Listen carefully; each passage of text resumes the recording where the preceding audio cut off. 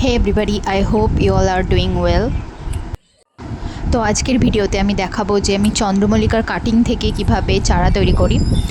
তো তো প্রথমে আমি কিছুটা লেন্থ থেকে নির্দিষ্ট একটা লেন্থ থেকে কেটে নিয়েছি, তারপর এই যে ছোট পাতাগুলো ওইগুলো ছেটে দেব।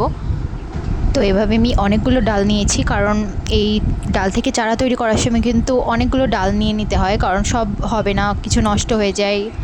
তো তার জন্য অনেকগুলো ডাল নিতে হবে। এটা আর একটা ভ্যারাইটির ডাল, এটাও কাটছি।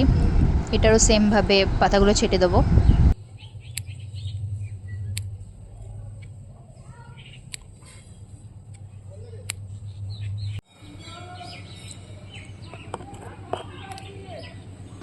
তো জানো যে প্রোপাগেশন কিন্তু অনেকভাবে করা যায়, মাটিতে করা যায়, বালিতে করা যায়, আবার জলে করা যায়। তো চন্দ্রমল্লিকার ক্ষেত্রে কিন্তু বালিতে সব থেকে ভালো হয় প্রোপাগেশন। মাটিতেও হয়, কিন্তু মাটিতে পচে যায় এটা বেশি। এই চারা কটা কিন্তু আমি মাটিতে এইভাবেই তৈরি করেছি। তো আমি আরও কিছু আলাদা ভ্যারাইটির গাছের এইভাবেই কাটিং কেটে নিচ্ছি।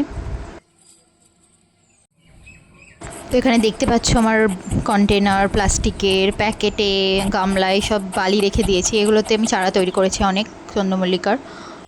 তো যেটাতে বালি ভরে তৈরি করবে চারা, সেটার কিন্তু তলায় ফুটো করতে হবে অনেক, কারণ জল যাতে বেরিয়ে যাওয়ার থাকে।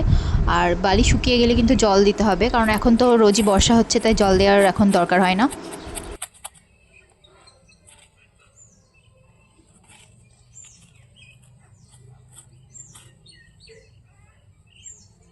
তো এখানে দেখছো বালিগুলো কিন্তু পুরো ভেজা রয়েছে, কারণ আমি এগুলোতে চারা তৈরি করি, তাই অনেক দিন ধরে রাখা আছে। এখানে বর্ষাতে বৃষ্টির জল পড়ে কিন্তু এগুলো সব ভিজে আছে। কিন্তু তোমরা যদি নতুন করে তৈরি করো চারা, তাহলে কিন্তু বালি পুরো দিয়ে আগে ভিজিয়ে নেবে পুরো।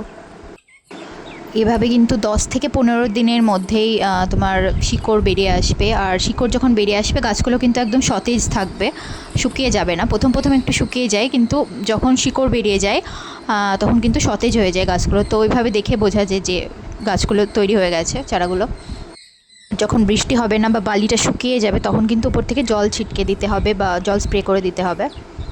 তো এভাবেই দেখতে পাচ্ছ আমি অনেক চারা তৈরি করেছি এভাবে, কিন্তু তোমরা কাটিং থেকে এইভাবে চারা তৈরি করতে পারো। তো ভিডিওটি ভালো লাগলে লাইক করো আর চ্যানেলটি সাবস্ক্রাইব